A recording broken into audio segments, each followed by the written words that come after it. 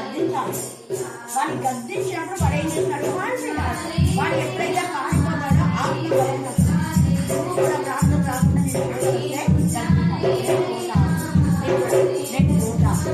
ప్రార్థన లేనప్పుడు ఎవరు కాటడం వల్ల వాళ్ళని గద్దించాలి.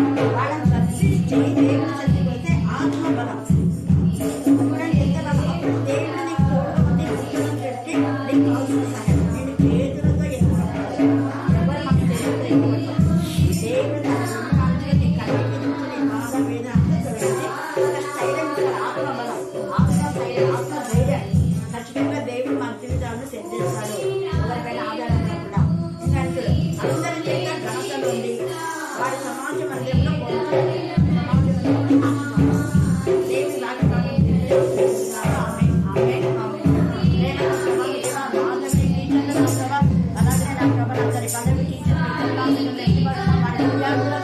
ఈ జ్ఞానాన్ని వివేకం దాయించాలి. మరి నా ప్రభ నా తల్లి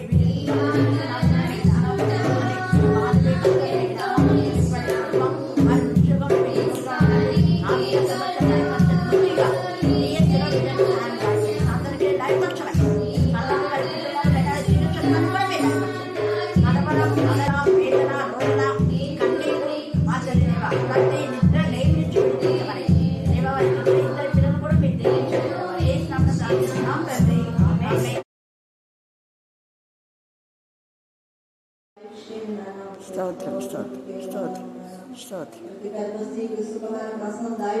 స్తోత్రం స్తోత్రం స్తోత్రం స్తోత్రం స్తోత్రం స్తోత్రం స్తోత్రం థ్యాంక్ యూ జీసస్ స్తోత్రం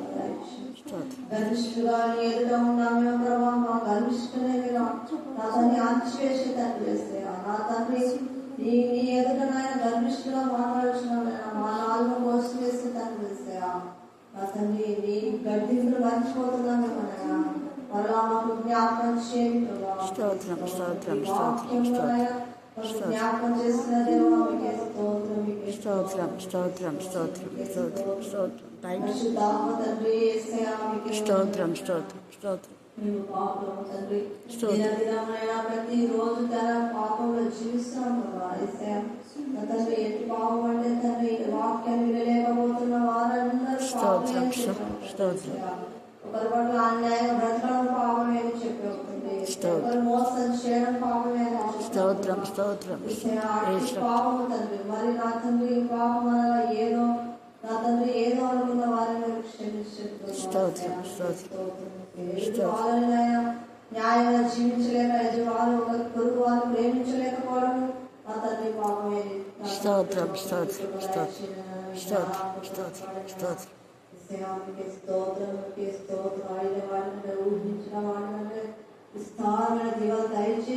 స్తోత్రం స్తోత్రం స్తోత్రం స్తోత్రం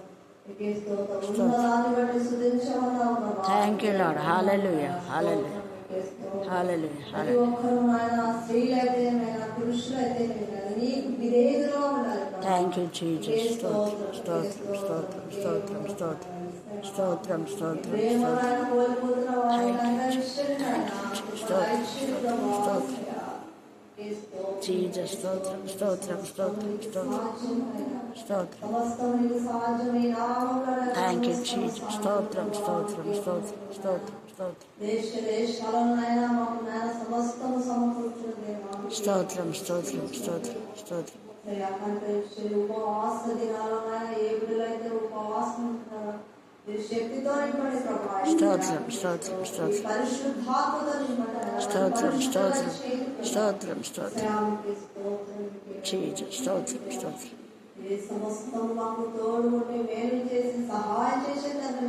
స్తోత్రం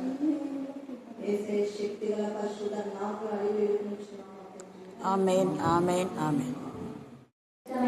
వాక్యం అయితే ఇక్కడ దేవుడు చివరి వచనంలో ఇక్కడ మనం ఈ 21వ వచనంలో మనం చూసినట్లయితే ఎందుకు వారికి చర్మపు చొక్కాయిలను తొలగించాడు అనే మాట చూస్తే ముందు వారిని సృష్టించినాడు కదా. 2వ అధ్యాయం నుంచి వారిని సృష్టించినాడు. అంటే సృష్టి అంతా తన నోటితోని పలుకగా అన్ని కలిగినాయి. కానీ మానవుని మాత్రం తన స్వరూపంలో తన పోలికలో తనకి ఇష్టం ఏ విధంగా తన పై ఉన్నదో ఆ విధంగానే నరులని చేయుదము అని వారు దేవుని పోలికగా నరుని సృష్టించాడు. అయితే తన స్వహస్తాలతో నరుని చేసినప్పుడు అప్పుడే వారికి వస్త్రములను కూడా దేవుడు చేయించి ఉంటాడు. కానీ ఇప్పుడు మళ్ళీ ఇక్కడ ఏముంది? చర్మపు చొక్కాయిలను చేయించి తొడిగించిననుంది. అంటే అక్కడ మనం చూసినట్లయితే యెహోవా దేవుడు ఆదామును చేసిన తర్వాత తన సాటి అయిన సహకారి ఎవరు? హవ్వను కూడా తన ప్రక్కటెంకలో నుంచే చేస్తాడు. అంటే ఇప్పుడు మనం చూస్తే మనం ఏమనుకుంటాము? ఎవరు ముందు చేసినారని అంటే ఎవరిని అనుకుంటాం? ఆదాముని అనుకుంటాం. కానీ అవ్వ ఎవరిలో ఉంది? ఆదాములోనే ఉంది. అంటే ఆదామును చేసినప్పుడే స్త్రీని అంటే అవ్వను కూడా చేసి ఆదాము శరీరంలో ఉంచాడు. అంటే నేను ముందు పుట్టినాను, నేను వెనక పుట్టినాను నువ్వు అనేటువంటి గర్వము గాని, ఒకవేళ స్త్రీ పైన పక్షపాతం కానీ అలాంటివి చూపించకూడదని దేవుడు అనాది సంకల్పంలో నుంచి అంటే సృష్టి దేవుడు నరుణ్ణి నిర్మించినప్పుడే ఒకరిని ఎక్కువగా కానీ ఒకరిని తక్కువ కానీ ఏది లేకుండా అయినా సమానంగా అంటే ఇద్దరిని. ఇప్పుడు ఒకవేళ స్త్రీని ఆదాము యొక్క కాలు భాగంలో నుంచి ఒకవేళ చేసింటే, ఒకవేళ నీవు నా కాలి దగ్గర నుంచి వచ్చిన దానవు నువ్వు నా కాలు కిందని అని ఉంటూ స్త్రీవి కదా నువ్వు దేనికి పనికి రాని దాని అంటే ఒక నీచమైన దానిని చూసే అవకాశం ఉండిండొచ్చు ఒకవేళ పురుషునికి. ఒకవేళ తల భాగం నుంచి చేసి ఉంటే నేను తల నుంచి వచ్చిన దానని నేను నీకు శిరసైన నీకంటే నేను అధికమైన దానని ఒకవేళ స్త్రీ గర్వించి ఉండవచ్చు. కానీ దేవుడు ఎక్కడి నుంచి చేశాడు స్త్రీని? ప్రక్కల నుంచి. అంటే నీకు సమానంగా, నీకు సహకారిగా, నీకు సహాయకంగా, నీకు తోడుగా. ఇప్పుడు మనకి ఎవరైనా తోడుగా నిలబడాలంటే ఎక్కడ నిలబడతారు? మనకి పక్కన. మనకు ఏదైనా ధైర్యం చెప్పాలన్నా, మనకి ఏదైనా సపోర్ట్ గా నిలబడాలన్నా మన పక్కనే నిలబడి మనకు సహాయం చేయడం కానీ మనకు ధైర్యం చెప్పడం కానీ చేస్తారు. ఒకవేళ మనం ఏదైనా భయం పడే పరిస్థితిలో ఉన్నామనుకో, మనల్ని ముందు పోనిచ్చి మీరు ముందు ఆ పరిస్థితి దాటుకొని వెళ్ళండి మేము వెనక వస్తామంటే కాదు, నువ్వు నా పక్కన ఉండు, నాకు ధైర్యం ఉంటుంది, నువ్వు నాతో ఉండు, నా పక్కన మనం అడుగుతాం. ఇప్పుడు పక్కన అంటే దేవుడు ఆదామును ఎందుకు తన సహకారిగా అయినటువంటి అవ్వను ప్రక్కనే ఎందుకు ఉంచాడంటే మీరు ఎప్పుడు కూడా ఒంటరిగా ఉండకూడదు. మీరు ఒంటరిగా ఉంటే వాడు వచ్చేస్తాడు. వాడు కాల్చుకొని ఉన్నాడు, గర్జించే సింహం వల్ల వాడు ఎవరిని మింగుదని వాడు కాల్చుకొని ఉన్నాడు. దుష్టుడు మీరు ఒంటరిగా ఉన్నారంటే వాడు వచ్చేస్తాడు. అందుకే దేవుడు ఆదాముని చేసినప్పుడే స్త్రీని కూడా తన ప్రక్కటెంకలో నిర్మించి ఉంచాడు. అయితే కొంచెం సమయం తర్వాత స్త్రీని మళ్ళా నిర్మించి తనకు తోడుగా ఇస్తాడు. అయితే ఇక్కడ ఆ సందర్భం తర్వాత ఇక్కడ వారు ఇక జీవవృక్ష ఫలంలో అక్కడ తోట మధ్యలో ఉన్నప్పుడు దేవుడు చెప్తాడు కదా వాళ్ళకి, మంచి చెడ్డ తెలివినిచ్చు ఫలంలో మీరు ఇక్కడ ఉన్నాయి, మీరు వాటిని తీసుకోకూడదు, వాటిని ముట్టకూడదు. అసలు ముట్టకూడదు అని చెప్తే వాళ్ళు ఏకంగా అక్కడ అవ్వ తీసుకొని తిని దానితో పాటు ఆదాముకు కూడా ఇస్తుంది. అంటే ఈ సందర్భం అంతా మనం చూస్తాం. అయితే ఆదాము ఒకవేళ తెలుసు కదా, ఆదాముకి దేవుడు ఖండితంగా చెప్పాడు ఇద్దరికి మీరు దీన్ని ముట్టుకోనొద్దంటే, దీన్ని తీసుకోవద్దండి అని.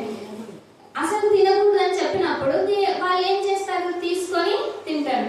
ఒకవేళ ఆదాము తినకుండా ఉండింటే ఎవరు ఒక్కరే బయటకు వచ్చేవాళ్ళు? హవ్వ ఒక్కరే బయటకు వచ్చేది. ఎందుకంటే అక్కడ ఆదాము ఆ పండు తినకుండా ఉండింటే అవ్వ ఆదాము ఏమయ్యేవారు? వేరే అయిపోయేవారు. కానీ ఆదాము అక్కడ దేవుని యొక్క ప్రణాళిక కానీ ఇద్దరు తిన్నారు. కానీ దేవుడు వారిని ఎప్పుడు ఎవరు మామూలుగా దాని మెయిన్ కారణం ఎవరు? హవ్వ. శిక్ష ఎక్కువ ఎవరికి ఇవ్వాలి? హవ్వకి ఇవ్వాలి. కానీ ఒకవేళ నువ్వే కదా చేసిందని అవ్వనొక్కదాన్ని బయటికి పంపలేదు. వారిద్దరిని అంటే దేవుడు మీరు ఒంటరిగా ఉన్నప్పుడు మిమ్మల్ని సాతాను బలహీనంగా చేస్తారు. మీరు ఒంటరిగా ఉన్నప్పుడు మిమ్మల్ని మరలా తిరిగి లేయకుండా ఇంకా మిమ్మల్ని పాతాళానికి తొక్కేస్తుంది అపవాది. అందుకే మీరు ఇద్దరు సహవాసంలోనే మీరు ఉండాలి. అంటే మనం ఒంటరిగా ఉన్నప్పుడు కానీ, మనం ఒంటరి ప్రార్థన కానీ, మనం ఒంటరి ఏది చేసినా అది మనకు బలాన్ని తక్కువ ఇచ్చాయి. అంటే ఇప్పుడు మనం ఒంటరిగా చేసే ప్రార్థన కంటే, మనం ఒక్కరిని అడిగే ప్రార్థన కంటే, సహవాసంతో అనేకుల ప్రార్థన రిక్వెస్ట్ తో మనం చేసే సమస్యకి ఏముంటుంది, బలం ఎక్కువ ఉంటుంది.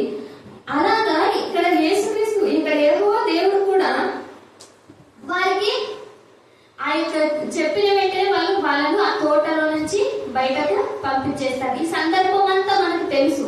అయితే వారు బయటకు వచ్చే సందర్భంలో అక్కడ దేవుడు వారిని ఒక సమయంలో వారిని కలుసుకోవాలి. ఆ దేవుడు వచ్చే సమయానికి వారితో ఏం చేశారు, చెట్టు చాటుకు వెళ్ళి దాక్కున్నారు. అంతవరకు వాళ్ళు మహిమ వస్త్రములతో ఉన్నారు. అంతవరకు వారికి సిగ్గు కానీ అవమానం కానీ ఏది వారికి కలగలేదు. ఎప్పుడైతే ఆ పండ్లు తిన్నారో అప్పుడు వారికి సిగ్గు అవమానం కలిగింది. దేవుని ఎదుట వారి ముఖము చూపించుకునేటువంటి పరిస్థితి ఉంది. అందుకే వాళ్ళు ఏం చేస్తున్నారు, దేవుని ఎదుర్కొనే ధైర్యం లేక, దేవుని ఎదుర్కొనే శక్తి లేక వాళ్ళు వెళ్ళి చెట్టు చాటుకి దాచిపెట్టుకున్నారు. అయితే చెట్టు చాటుకి దాచిపెట్టుకుంటే దేవునికి కనబడరా? వాళ్ళు కనబడతారు కదా. దేవుడు సృష్టి అంతా చేశాడు. దేవుడు ఆదాముకి ఈ భూజంతువులకు అన్నింటికి ఏ పేరు పెడితే అదే వాటి పేరు ఫిక్స్ అని అంత అధికారం ఆదాముకి ఇచ్చాడు. అంత పక్కనే తన సహకారిని అవ్వను చేశాడు. సృష్టి జంతువులన్నీ కూడా వారితో సహచర్యం చేయడము, వారిలో ఆ జంతువులో ఉన్న సాధుతనము, ఇవన్నీ ఆదాము అంటే దేవుని పోలికలోనే, దేవుని ఆలోచనలోనే ఉన్నాడు. అంత పరిశుద్ధతలో, అంత దేవునిలో ఉన్న ఆదాము, దంత దేవుని సృష్టి అని, దంత దేవుని ఆజ్ఞ అని అన్ని తెలిసిన ఆదాము అయితే అక్కడ దాచిపెట్టుకున్నప్పుడు, నేను ఇక్కడ దాక్కున్నాను, ప్రభువుకి కనిపించనేమో అన్నట్టుగా వాళ్ళు అంటే కనపడతారు. కానీ మనం కూడా అంతే. ఏదైనా తప్పు చేసినప్పుడు మనం వారి ఎదుటికి నిలబడాలంటే మనకు సిగ్గు అవమానం. అలాగే ఇక్కడ దేవుని దగ్గరికి వీళ్ళు రావడానికి వీరికి ధైర్యం చాలట్లేదు. అయితే వారికి ఆ విధంగా దాచుకున్న వారి యొక్క బంధకాలను వారు మళ్ళీ ఎలా ఉన్నారు అని అంటే, వాళ్ళు అక్కడ మనం చూస్తాం 3వ అధ్యాయం ఆదికాండము 3వ అధ్యాయం 7వ వచనం మనం చూస్తే, అప్పుడు వారిద్దరి కన్నులు తెరవబడెను, వారు తాము దిగంబరులమని తెలుసుకొని అంజూరపు ఆకులు పుట్టి తమకు కచనములను చేసుకొనిది. అయితే ఇక్కడ వాళ్ళు అంజూరపు ఆకులు వస్త్రములుగా ధరించుకున్నారు. వాళ్ళు ఏమనుకున్నారు, మేము దిగంబరములుగా ఉన్నాము, మాకు సిగ్గు కలిగింది. ఎందుకంటే మనం పాపము చేసినప్పుడు, తప్పు చేసినప్పుడు మనకు సిగ్గు కలుగుతుంది. సిగ్గు కలగడం వల్ల మనం ధైర్యంగా ప్రార్థన చేసుకోలేము, ధైర్యంగా వాక్యం చదువుకోలేము. అయితే దేవుని సన్నిధిలో మనము ప్రశాంతంగా ఫ్రీగా ఉండలేము తప్పు చేసినాము అన్నప్పుడు. ఆ విధంగా ఇక్కడ వీళ్ళు చేసిన తప్పును బట్టి, వీళ్ళు దేవుని యొక్క ఆజ్ఞను అతిక్రమించిన దాన్ని బట్టి వీళ్ళకి సిగ్గు కలగడంతో పాటు వాళ్ళు ఏం చేశారంటే, అంజూరపు ఆకులతో వాళ్ళు తమ కచడములు అంటే తమ వస్త్రములుగా చేసుకొని, వారికి సిగ్గు కలిగినప్పుడు వాటిని తమ వస్త్రములుగా ధరించుకున్నారు. అయితే ఆ అంజూరపు ఆకులు వారి సిగ్గును తొలగించలేదు.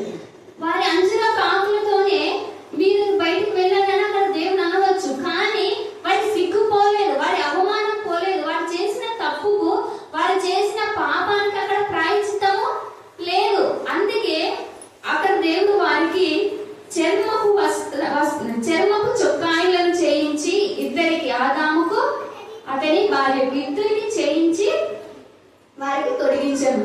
అంటే వారిని బయటికి పంపించేటప్పుడు దేవుడు వారికి చర్మపు చొక్కాయిలను తొడిగించారు. అయితే ఇక్కడ చర్మపు చొక్కాయిలను ఉంది.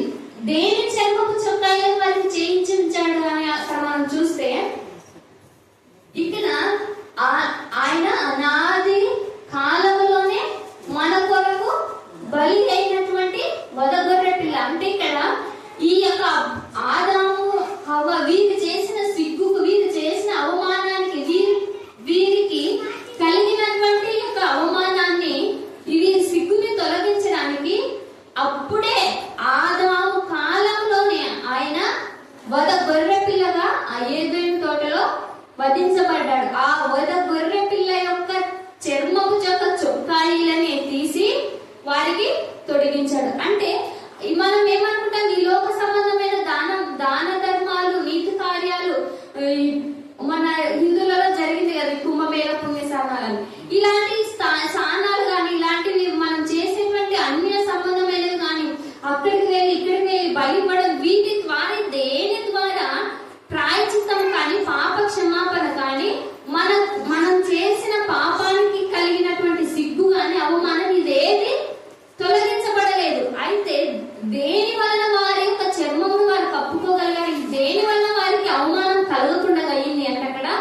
చర్మపు చొక్కాయిలను వారికి దేవుడు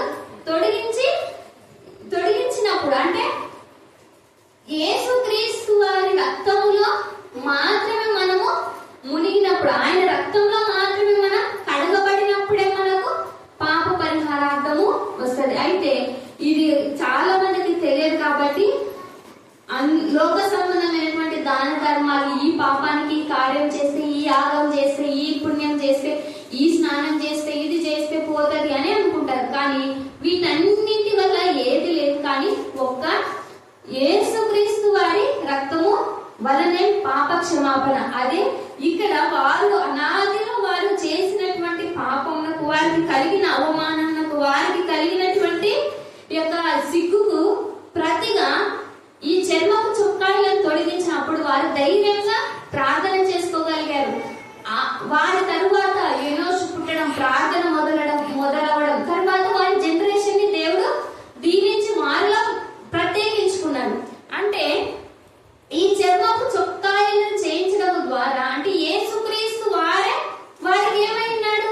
వస్త్రంగా, అంటే నేను వెలుగునే వస్త్రంగా ధరించుకొని ఉన్నాను అంటాడు. అలాగే కొన్ని మనకు చూస్తే పరిశుద్ధ గ్రంథంలో దేవుడు ఇక్కడ ఆదికాండంలో దిగంబరులుగా ఉన్నారు. ఇక్కడ సిగ్గు కలిగింది వీళ్ళకి. అయితే మరలా మనం ఇదే ప్రకటన ఇది స్టార్టింగ్ బుక్, ఆదికాండం ఎండింగ్ ప్రకటన గ్రంథం, అదే 3వ అధ్యాయంలో మనం చూస్తే చూడండి దేవుడు ఎంత చక్కగా ఇక్కడ 3వ అధ్యాయంలో ఈ యొక్క సందర్భము, మరలా ప్రకటన గ్రంథం 3వ అధ్యాయం చూస్తే అక్కడ ప్రకటనలో చాలా సందర్భాల్లో కూడా వస్త్రముల గురించి ఎక్కువగా అక్కడ దేవుడు మాట్లాడుతున్నాడు. ఇక్కడ చూస్తే 3వ అధ్యాయము 18వ వచనం చూస్తే, నీవు ధనవృద్ధి చేసుకున్నట్లు అగ్నిలో పుటము వేయబడిన బంగారమును నీ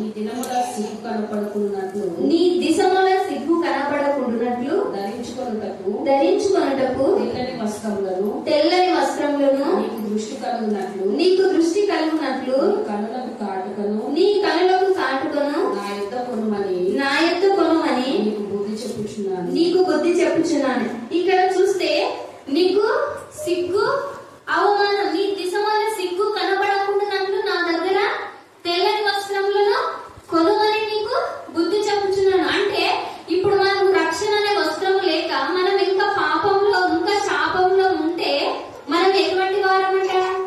మనము ఇంకా సిగ్గు కలిగినటువంటి వారం. అంటే మనం వస్త్రములు లేకుండా మనకి ఎంత అవమానమో అంత దిగంబరత్వాన్ని ఇక్కడ ఉంది. అంటే ఆత్మీయ స్థితిలో మనము అవమానంతో ఉన్నటువంటి వారం. అయితే ఇక్కడ దేవుడు ఏం చెప్తున్నాడు అంటే, నీకు సిగ్గు, అవమానం, నీకు పాప క్షమాపణ, ఇవన్నింటికి ప్రతిఫలము నీవు నా దగ్గర వస్త్రములను, తెల్లని వస్త్రములను, మాయ, మచ్చ, డాగు, ఏ కల్మషము లేని తెల్లని వస్త్రములను నా దగ్గర కొనుమని నీకు బుద్ధి చెప్తున్నాను అంటున్నాడు. ఇక్కడ మళ్ళీ వెంటనే ఏమంటున్నాడు? నీకు దృష్టి కలుగునట్లు నీ కనులకు కాటుకను కూడా కొనమంటున్నాడు. అయితే కాటుక ఇప్పుడు మనం అలంకరించుకునే అలంకరణలో ఎన్నో ఉన్నాయి, మేకప్ లో ఎన్నో ఉన్నాయి. కానీ ఇక్కడ కాటుక దేవుడు చెప్తున్నాడు. అంటే మన కన్ను తేటగా ఉంటే మన హృదయం అంతా కూడా తేటగా ఉంటుంది. అంటే మన కన్ను తేటగా ఉండాలి. అంటే ఇప్పుడు మనం ఏదైనా కళ్ళలో నలకం అన్నప్పుడు వెంటనే కాటుక పెట్టుకొని క్లియర్ అవుతుంది అని అంటుంటారు పెద్దవాళ్ళు. అంటే ఎందుకు? ఆ యొక్క చెత్త చెదారనంతా కూడా తీసివేస్తుంది. ఆ విధంగానే వాక్యమే కాటుక. అంటే నీవు వాక్యము దగ్గరికి వచ్చినప్పుడు, మనం వాక్యం దగ్గరికి వచ్చినప్పుడు మనకు ఈ వాక్యమే కాటుకగా ఉంది, వాక్యమే మనకు వస్త్రంలాగా ఉంది, వాక్యమే మనకు అలంకరణగా ఉంది, వాక్యమే మనం చదువుతున్నప్పుడు మన కంటిలో ఉన్న నలుసు, మనం కళ్ళతో చూసేటువంటి చెడు, మన దృష్టి ఒక్కోసారి ఒకలా ఉంటది. అంటే కొన్నిసార్లు మంచిగా ఆలోచిస్తాం, కొన్నిసార్లు చెడ్డగా ఆలోచిస్తాం. అయితే అటువంటి కల్మషమైన ఆలోచనలు కూడా మన కంటి ద్వారా కలగకుండా దేవుడు మన కనులకు ఏమిస్తున్నాడు? కాటుకనిస్తున్నాడు, మనకు వస్త్రం ఇస్తున్నాడు. వాటిని మనం ఆయన దగ్గరకు వచ్చి కొనాలి. కొనాలంటే మనం ఏమి వెల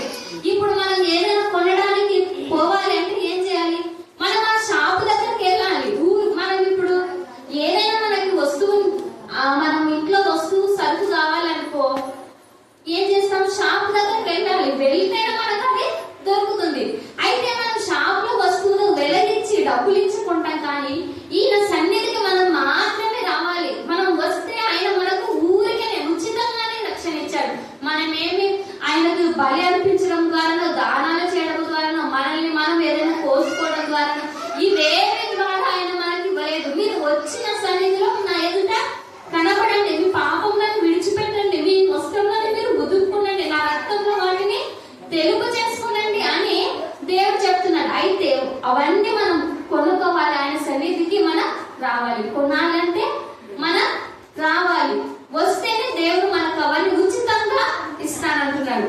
అయితే మనం చూస్తే జకర్యా 3:4 కూడా అక్కడ చూస్తే, జకర్యా గ్రంథం 3:4 కూడా చూస్తే,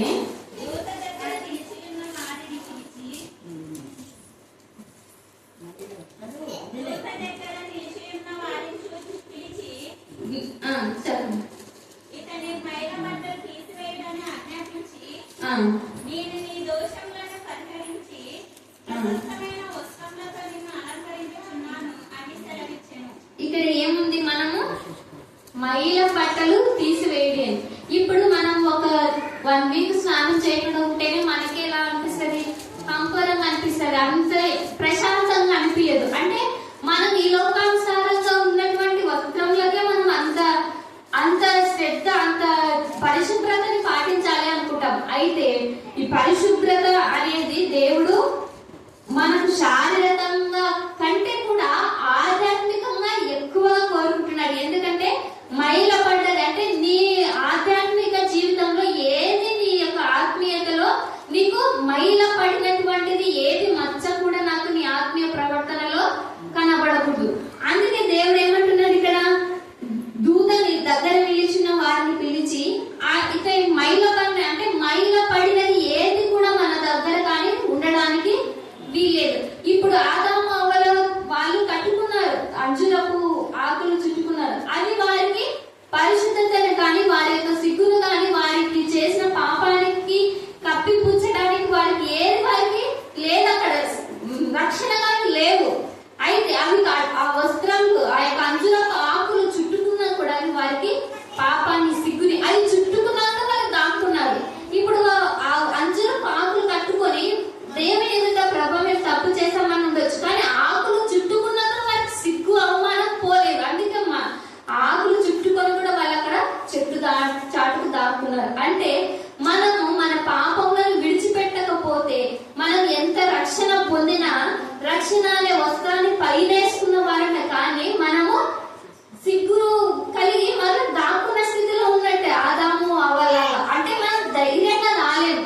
ఎప్పుడైతే పాపములను మనం విడిచిపెట్టి ఆయన రక్తంలో వాటిని శుద్ధి చేసుకొని, ఆయన ఇచ్చే మహిమ వస్త్రం, ధవల వస్త్రం, స్తుతి వస్త్రం, రక్షణ వస్త్రం, ఆయన ఇచ్చే వస్త్రాలను మనం ధరించుకుంటామో మనలో ఉన్న మలినము క్రమక్రమంగా తొలగిపోతుంది. ఇప్పుడు ఏదైనా ఒకటి మరక మనం ఉతికే బట్టలు కట్టిందనుకో, ఒక్కసారి మామూలు మరక అయితే సింపుల్ గా పోతుంది. జిడ్డు మరి కాదు, కొంచెం ఎక్కువ ఉన్న మరక అనుకో, అది ఒక్కటేసారికి పోదు. ఎందుకు దాన్ని ఈసారి ఉతికినాం, ఇంకోసారి ఉతికేసరికి క్లియర్ చేయాలి. అంటే మనలో పాపం కూడా మనల్ని పరిశుద్ధంగా మార్చడానికి దేవుడు కూడా మనల్ని క్రమక్రమంగా పరిశుద్ధతలోనికి నడిపిస్తాడు. అందుకే పరిశుద్ధతలో నుంచి అతి పరిశుద్ధతలోనికి. అంటే ఇప్పుడు మనం స్టార్టింగ్ మనకు కొంచెమే వచ్చు, ప్రార్థన కానీ, దేవుని అనుభవం కానీ, వాక్యం కానీ క్రమక్రమంగా మనము ఎదిగే జీవితంలోనే మనం ఉండాలి. ఎందుకంటే ఇప్పుడు ఏదైనా మొక్క ఎదుగుతూ ఉందనుకో, అది అలాగే ఎదుగుతూ ఉంటే మనకు సంతోషం అనిపిస్తుంది, ఫలించే వరకు కూడా సంతోషం అనిపిస్తుంది. అదే ఒక మొక్క నాటి 2 ఏళ్ళు 3 ఏళ్ళు 4 ఏళ్ళు అవుతున్నది అట్లే ఉన్నట్టు దాని వైపు చూడడానికి కూడా మనకి ఇష్టం అనిపిస్తుంది. ఈ మొక్క ఇంతే, ఇది పెరగదు, ఇది ఇంతే అని మనకే అట్లా అనిపిస్తుంది. కానీ దేవుడు మనం కూడా మన ఆధ్యాత్మిక జీవితంలో ఎక్కడ వేసిన వాళ్ళం అక్కడ ఎప్పుడు చేసే ప్రార్థన, ఎప్పుడు పాడేది, ఎప్పుడు చేసేది, ఎప్పుడు అనేది కాకుండా మనం ప్రతిదినం దేవునిలో నూతనపరచబడాలి. ప్రతిదినం దేవునిలో కొత్తవి నేర్చుకోవాలి. అందుకే దేవుడు మనల్ని ప్రతిదినం రూపాంతరపరచాలని, ప్రతిదినం ఆయన పోలికలో, ప్రతిదినం ఆయన యొక్క సారూప్యంలోనికి మార్చాలని ఆయన మనకి ఏమి ఇస్తున్నాడు అని అంటే తెల్లని వస్త్రములను మనకు ఇస్తానంటున్నాడు. ఒకవేళ ఆది కాండంలో ఉన్నటువంటి ఆదాము అవ్వల పరిస్థితిలోనే మనం ఇంకా ఆ అంజుల పడల్ని కట్టుకొని, అంటే ఇంకా సిగ్గు సగము సగము జీవితంలో, సగం సగం రక్షణ జీవితంలో, సగము మనకు ఆసక్తి కలిగినప్పుడు రక్షణలో ఆసక్తి లేనప్పుడు, ఒకవేళ తప్పు చేసినప్పుడు మళ్ళీ చెట్టు చాటిపోవడం, ఇలాంటి అన్నమాట. అంటే పాపం చేయనప్పుడు ప్రభు సన్నిధికి మళ్ళీ పాపం చేస్తాం, 2 నెలల మళ్ళీ సహవాసానికి వదిలిపెట్టి, ఇలాంటి పరిస్థితుల్లో మనం ఉండకూడదని దేవుడు మనకి ఇప్పుడు ఏం చెప్తున్నాడు చివరి ప్రకటన గ్రంథంలో, నేను మీకు బుద్ధి చెప్తున్నాను, మీరు ఆ రోజు బుద్ధి లేని వారి వల్ల మీకు ఇవే మా వస్త్రం కానీ మీరు ఆ రోజు ఆదాము వాళ్ళు కాదు అంచుల పావులు కట్టుకున్నారు, కానీ ఈ రోజు నేను మీకు బుద్ధి చెప్తున్నాను. ఏమని బుద్ధి చెప్తున్నానంటే, నా దగ్గర మీరు తెల్లని వస్త్రం ధరించుకోండి. ఆ తెల్లని వస్త్రంలో మీ పాపము, మీరు చేసిన తప్పు, మీరు చేసిన ఏ నీచమైన పని కానీ ఏది కూడా ఆ వస్త్రంలో కనిపించదు. ఎందుకంటే నా అధిక గొర్రె పిల్ల రక్తంలో వాటన్నిటిని నేను తెలుపు చేసి ఉన్నానని దేవుడి మనకు సెలవిస్తున్నాడు. అయితే మనం ఏం చేయాలంటే, మైలపడ్డ మన యొక్క ఆధ్యాత్మిక స్థితిలో ఏవి ఉన్నా, ఒక్కటున్నా మరకే, ఒక్కటున్న పాపమే. కాబట్టి వాటన్నింటిని మనం ఏదైనా సరే వాటన్నింటిని మనం ప్రభు రక్తంలో, మనం ఆయన మన కోసం ఆయన రక్తం కార్చాడు. ఆ రక్తము ఊరికే వృధా కాకూడదు. మనల్ని పరిశుద్ధపరచాలని, ఆయన తన రాజ్యంలో మనల్ని నిలుపుకోవాలని. మనం పరిశుద్ధులుగా ఉంటేనే ప్రభుని చూస్తాము. హృదయ శుద్ధి గల వారు ధన్యులు, వారు దేవుని చూసేదారు. అంటే ప్రభు రక్తంలోనే మనకు పరిశుద్ధత, ప్రభు రక్తంలోనే మనకు ప్రతి అవమానం నుంచి మన తల పైకెత్తుకునేటువంటి జీవితం. అందుకే అక్కడ కయ్యను హేబెలు వారి యొక్క సందర్భంలో కూడా మనం చూస్తాం, నువ్వు సత్క్రియ చేస్తే తల ఎత్తుకున్నవాడి, అంటే మనం మంచి పని చేయనప్పుడు ఎప్పుడు మనకు తల ఒప్పులే, తల దించుకునే జీవితం. అయితే దేవుడు మనల్ని తలెత్తుకునే వారిగా ఉంచాలని ఆయన శిలువ రక్తము, ఆయన ప్రాణత్యాగము, ఇవన్నీ ఎందుకంటే మన అవమానము, మన నిందలు, మన సిగ్గు ఇవన్నింటిని తొలగించి మనలను పరిశుద్ధంగా ఆయన సముఖంలో, ఆయన ఎదురుగా అన్నమాట, ఆయన ఎదురుగా మనం తలదించుకునే వారిగా కాదు, ఆయన ఎదురుగా ఆయనతో పాటు నిలబెట్టుకోవాలని ఆయన ఆశపడే మన కొరకు అనాది సంకల్పంలోనే, ఆది కాండంలోనే ఆయన వద గొర్రెగా మన కొరకు బలి అయినాడు. ఆయన చేసిన త్యాగాన్ని మనం ఎప్పుడు మర్చిపోకుండా ఆయన యొక్క ఇచ్చే రక్షణ వస్త్రాలను, తెల్లని వస్త్రాలను మనందరం అలంకరించుకోవలసిన వారమై ఉన్నామని దేవుడి యొక్క పరిశుద్ధ గ్రంథం ద్వారా మనకు తెలియజేస్తున్నాడు. దేవుడి లేఖ భాగాన్ని దీవించి ఆశీర్వదించినాక మా స్థితుల కారణభూతుడైన మా యేసయ్యాని పాలన స్తోత్రం చెల్లించుకుంటున్నాను తండ్రి. ఈ మధ్యాహ్న కాల సమయంలో నాయన ప్రభా నీ సిలువ ధ్యాన కోరికను ఈ విధంగా మమ్మల్ని ఏర్పాటు చేసుకొని నేను ప్రారంభించి బలపరిచి ఆరాధించినటువంటి స్తోత్రం చెల్లించుకుంటున్నాను నాయన. మరి దాసాలు చెప్పినటువంటి వాక్కును బట్టి అందరూ అడ్డ కుటుంబాన్ని దీవించి ఆశీర్వదించండి నాయన. ఆత్మీయతను ఇంకా ఎదుగులకు సహాయం దయచేయండి. కుటుంబాలను ప్రభుత్వం సేవాత్మను వాడవలకు సహాయం దయచేయండి. రేసియా రక్షణ అనేటువంటి తెల్లని వస్త్రములను ధరించుకుని మీ యొక్క నేను పరలోకపు రాజుకు వారసులకు నిలవకున్న ప్రభుత్వం ఇంకా మాలో ఏమైనా మచ్చ, రాగు, కలంకం, కల్మషము లాంటివి ఉంటే వాటిని శిల్వ రక్తం చేత శుద్ధించబడి మరి ప్రభుత్వాన్ని రాజ వారసులుగా నిలబడటకు కృప చూపుతున్నాను అనుకుంటున్నాను నాయన. ప్రభావ నేను ఏసయ్య మన యొక్క సన్నిధిలో నేను ప్రార్థిస్తున్నాం, విజ్ఞప్తి చేస్తున్నాం నాయన. మరి డిప్యూటీ కలెక్టర్ నాగమ్మ మేడం గురించి మనం ప్రార్థిస్తున్నాం. వారికి ఉన్నటువంటి ప్రతి ఒక్క ఇబ్బందుల నుంచి విడుదల కలిగించండి, కుటుంబాన్ని ఆదరించండి, బలపరచండి, బలపరచమని అడుగుతున్నాను తండ్రి. ప్రతి ఒక్క హృదయాంతరం మీరైనటువంటి దేవుడు ఏమిటున్నావు నాయన. మరి ప్రభా యొక్క కర్ణాపీఠంలో నాయన ప్రభావ ఎంతమంది అయితే మరి విజ్ఞప్తి కోరి ఉంటున్నారో ప్రభావ కుటుంబాలను దీవించి ఆశీర్వదించమని అనుకుంటున్నాను తండ్రి. మరి చేరు వచ్చిన ప్రతి బిడ్డను నాయన ప్రభావ యొక్క హస్తంలో కింద దాచించమని అనుకుంటున్నాను ప్రభావ. మరి పాడలాల వాక్యాలను స్థుతించి ఆరాధించి ఉంటున్నారు తండ్రి. మరి ప్రభావ వాక్యములు నాయన ప్రభావ హృదయంలో భద్రపరుచుకొని ప్రభావ తండ్రి వాక్యానుసారమైనటువంటి జీవితాన్ని మేము అవలంబించుకున్నటకు మరి ప్రభావ మాకు మార్గం సరళం చేయమని అడుగుతున్నాను తండ్రి. ఎక్కడైతే నేను ప్రభావ తండ్రి ఒక దేశవ్యాప్తంగా మరి యొక్క శిలువ ధ్యాన కూడికలు జరుగుతుంటున్నాయి, అక్కడ మీరుండి నేను ప్రభావ తండ్రి ఇంకా రక్షణ లేని వారిని యొక్క రక్షణ మార్గంలోకి నడిపించమని అడుగుతున్నాను తండ్రి. ఈ యొక్క 40 రోజులు ఉపవాస ప్రార్థనలో నేను ఎంతమంది అయితే వెళ్తావో ప్రార్థించి గోజాడి యొక్క సన్నిధిలో మొరపెడుతున్నారో నాయన. వారి ప్రార్థనలన్నింటినీ అంగీకరించి దేవుడు ఉంటున్నావు. మరి ప్రభా ఇంకా ఎంతమంది అయితే నేను ప్రభా తండ్రి వారు చేసినటువంటి మేలు బట్టి కృతజ్ఞతాస్తులు అర్పించుకుంటున్నారో వారిన్నింటినీ నేను ప్రభా తండ్రి నీ పాదంలో చెంత పెడుతున్నాం. నీకు చెందవలసినటువంటి ఘనత మహిమ ప్రభావం నీకు మాత్రమే చెందుగాక. ఈ లోకంలో ఉన్నటువంటి ఏ ఒక్క అధికారులకు కానీ ఇంకా ఏ శక్తులకు కానీ చెందడానికి వీలేదు నాయన. నువ్వు నిజమైన దేవుడు అనేటువంటి విశ్వసించిన ప్రభా నీ యొక్క శిలువను ఎత్తుకొని నేను వెంబడించి బిడ్డలుగా మన రక్షణ స్వార్థను ప్రకటించే యోధులుగా నేను ప్రభావ ముందుకు కొనసాగుతూ సహాయం దయచేయండి. అన్ని దినాల్లో ఉంటున్నాం ప్రభా తండ్రి. మా ఆత్మ పరిశీలన చేసుకొని మరి ప్రభు రక్షణ మార్గంలో నాయన ప్రభా తండ్రి అనేక మంది నడిపించే వారిగా మేము ఉండాలి ప్రభా. మరి ముఖ్యంగా నాయన ప్రభా డిఎస్సి ప్రిపేర్ అవుతున్నటువంటి బిడ్డలందరినీ దీవించి ఆశీర్వదించండి. మరి గత 6 సంవత్సరాలుగా నైనా ప్రభా తండ్రి మరి వారి ఉద్యోగాలు నాయన ప్రభా తండ్రి ఈ విషయంలో నేను ఎంతగానో ఇంటి దగ్గర కూర్చొని కోచింగ్ తీసుకుంటున్నాయన ప్రభా. మరి ప్రయాసపడుతున్న వారికి అందరికి కష్టపడే వారికి ప్రతిఫలం దయచేయమని అడుగుతున్నాను నాయన. మరి ప్రభా అదేవిధంగా నాయన ప్రభా నిన్న దినం నుంచి 10th క్లాస్ ఎగ్జామ్స్ మరి ప్రభా రాష్ట్ర వ్యాప్తంగా మొదలై ఉంటున్నాయి నాయన. మరి ఎంతమంది బిడ్డలు అయితే ప్రభా తండ్రి వారి యొక్క జీవితాన్ని తొలి మెట్టుని ఏర్పాటు చేసుకుంటున్నారు.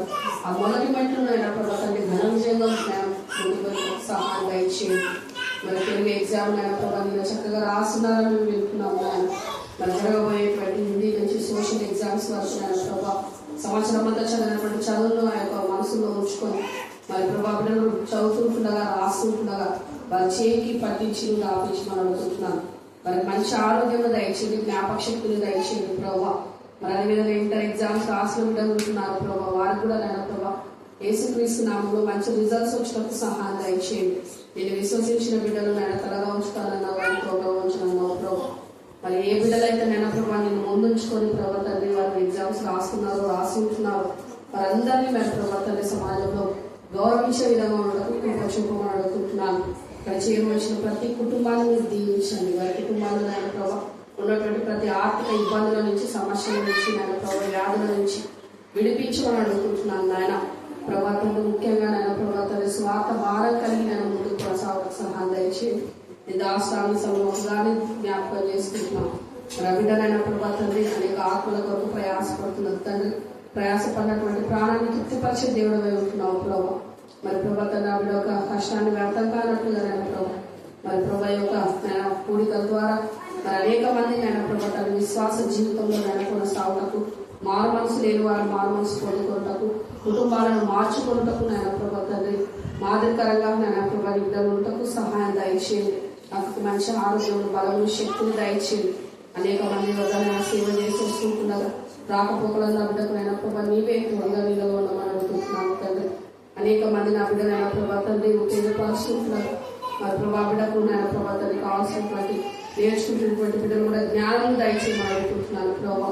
మరి యేసయ్య నీ యొక్క సన్నిధిలో మరొకసారి నేను ప్రభా మా దేశం అంతా నీ చేతులకు సమర్పిస్తున్నాను. మరి ప్రభా తండ్రి ఇజ్రాయెల్ సిరియా దేశాల్లో నేను ప్రభా తండ్రి మరి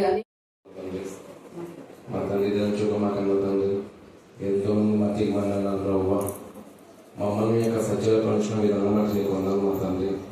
నువ్వు ఇచ్చిన ఆయుష్కాలంలో నీ ఎందు భయము భక్తి కలిగి నీ కొరకు బ్రతికే జీవితం మాకందరూ దయచే తండ్రి. ఇదిగో ప్రభావ ఇదిగో చూడు నా చేతి నేను చెప్పుకోనినట్టు ప్రభావ నిజంగా ప్రభావ ఆ యొక్క కల్వరి శిలలో నా తండ్రి మీరు మేకలు కొట్టుకున్నారంటే మేము చేసిన పాపాల కోసమే నా తండ్రి. నీ యొక్క రక్తం ద్వారా నా తల్లి మా యొక్క ప్రతి పాపమును క్షమించిన విధానం నీకు వందలు ప్రభువా. ఇదిగో తల్లి మర్చిన తండ్రి విడిచిన నేను నిన్ను మరణను ప్రభువా. నిజంగానే ప్రభు ఎందుకంటే నీ యొక్క హస్తంలో మేము ఉన్నాం కాబట్టి త్రుటిలో కొన్ని నా తల్లి మమ్మల్ని కాపాడుతున్నావు నా తండ్రి. నీ యొక్క చేయి నా తల్లి విడిచినప్పుడు దుష్టాత్మ మీరా పెడతారు తండ్రి. ఎందుకంటే నా తల్లి సమయం ఎన్నిసార్లు గద్దించిన లోబడిన వానికి మరి తిరుగు లేకుండా అటత్తుల నాశనం సంభవించినంటే మీరు గర్దిస్తున్నప్పుడు మీ యొక్క వాక్యం ద్వారా బుద్ధి చెప్తున్నప్పుడు ఎవరైతే మారుతారో ఎవరైతే నీ యొక్క రక్షణ తీసుకుని ఎవరైతే మనసు మార్చుకొని నా తండ్రి పరిశుద్ధ పవిత్రంగా బ్రతుకుతారో వాళ్ళు మాత్రమే తండ్రి యొక్క స్వాధీనంలో ఉంటారు ప్రభావ. నువ్వు ఎన్నిసార్లు నా తండ్రి పట్టుకున్నావు ప్రతి ఒక్కరు పాపం వైపు పరిగెత్తే మీరు విసుగు చెందుతారు నా తండ్రి. కాబట్టి నా తండ్రి మేమందరం ప్రభా నీకు విసుగు చెందించే విధంగా కాకుండా నా తండ్రి మా హృదయాలు ప్రభా బల మంచి నమ్మకమైన దాసురాలా అనిపించిన ప్రతి రోజు నా తండ్రి మేము వాక్యం వింటున్నామంటే నా తండ్రి హృదయం మన పలక మీద వాటిని రాసుకొని నా తండ్రి మేము ప్రతిరోజు దాన్ని ధ్యానించాలా, పరిశుద్ధత కాపాడుకోవాలా. మా మాటల్లోను, చూపుల్లోను, ప్రవర్తనలో, తలంపుల్లో నా తండ్రి ఏ బిడ్డ ద్వారా నా తండ్రి చెడు సాక్ష్యం పొందుకోకుండా తండ్రి మంచి సాక్ష్యం నా తండ్రి మేము పొందుకొని వెళ్ళాలి తండ్రి. భూమి మీద సత్క్రియలు చేసిన తండ్రి నిన్ను మహిమపరిచే మమ్మల్ని వాడుకో తండ్రి. నీ కుమార్తె మంచి ఆరోగ్యం, ఆయుష్ దయచే తండ్రి. ఇంకా అనేక ఆత్మలు నా తండ్రి నీ యొక్క పరలోకాన్ని నడిపించే ఒక సాధనంలా, ఒక